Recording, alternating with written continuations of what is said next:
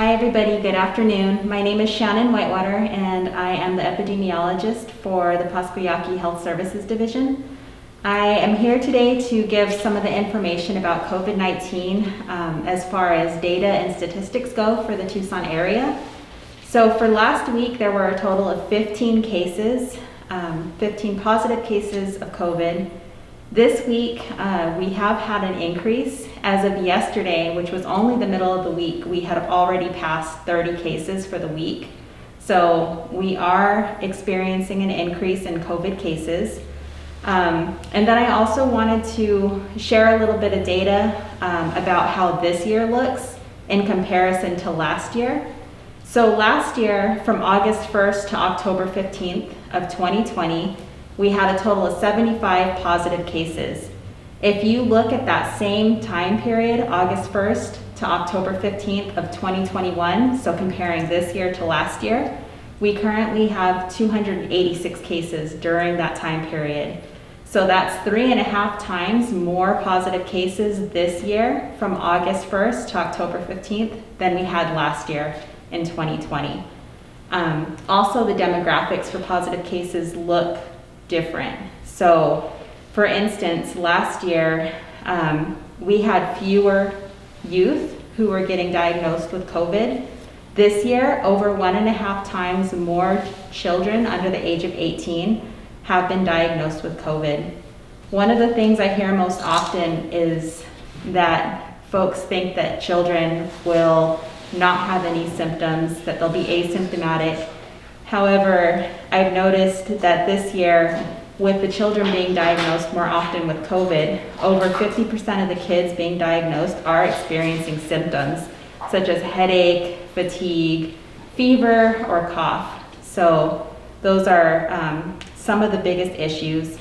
And we keep talking about vaccinations and about the importance of vaccinations.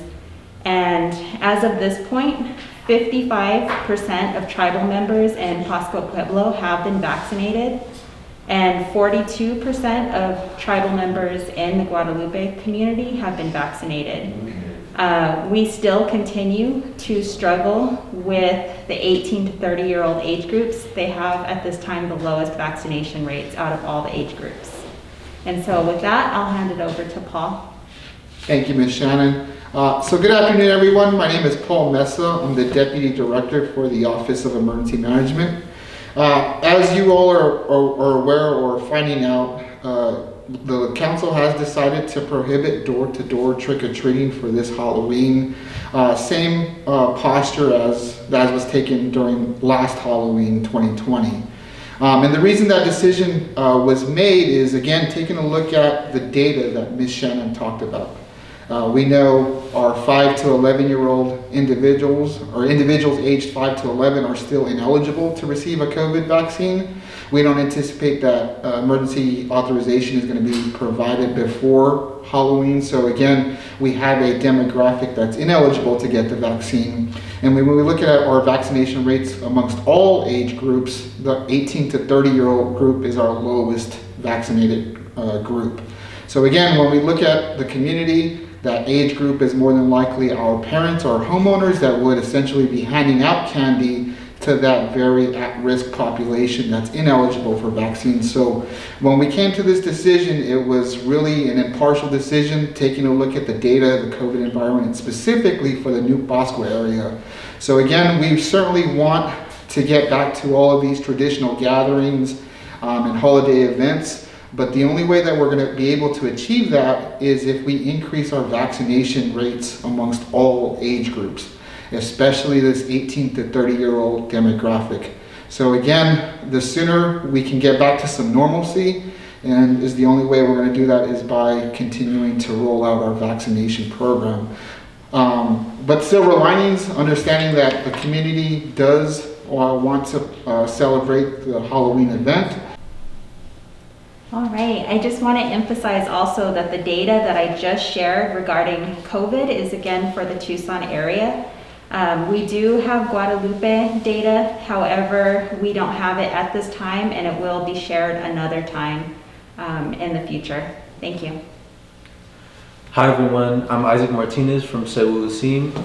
I'm just gonna announce some activities for the rest of October, starting today, Thursday, October 21st.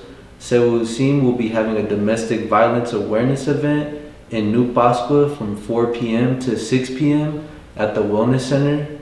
Tomorrow, Friday, October 22nd, there will be the 10th annual Spooktacular drive-thru event in Guadalupe from 5 p.m. to 7 p.m.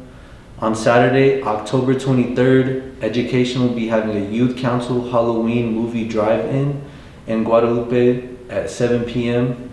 And Sewa Uusim will be having a Dia de los Muertos wreath making in New Pascua at 10 a.m. at the Wellness Center.